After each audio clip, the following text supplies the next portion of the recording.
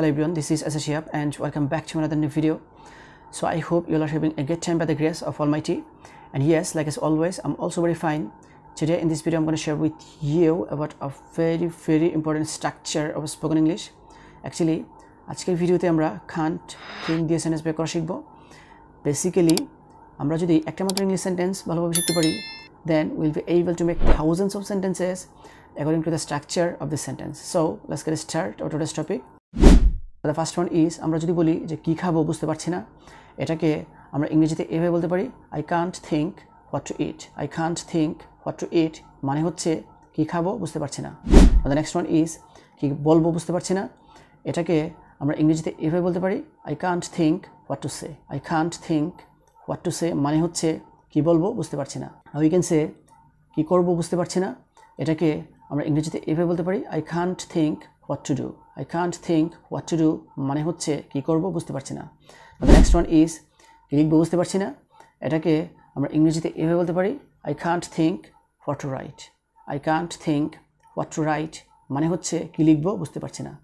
We can say কি রান্না করব বুঝতে পারছি না, এটাকে আমরা ইংরেজিতে এভাবে বলতে পারি I can't think what to cook.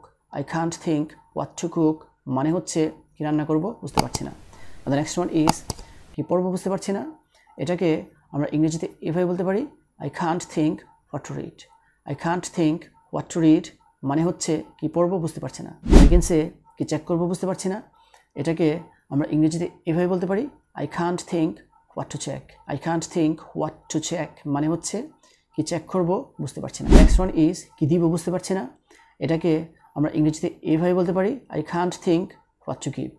I can't think what to give মানে হচ্ছে কি দিব বুঝতে পারছি না। The next one is কি দেখাবো বুঝতে পারছি না, এটাকে আমরা ইংরেজিতে এভাবে বলতে পারি I can't think what to show.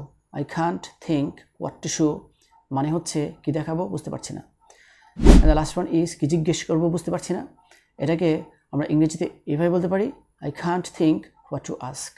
I can't think what to ask মানে হচ্ছে কি জিজ্ঞেস করব বুঝতে পারছি না। So this is actually the structure, the sentences that I wanted to share with you. So viewers, I hope you understand this.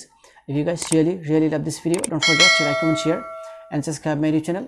And that's all for the time being. See you again. All the best of luck. Goodbye.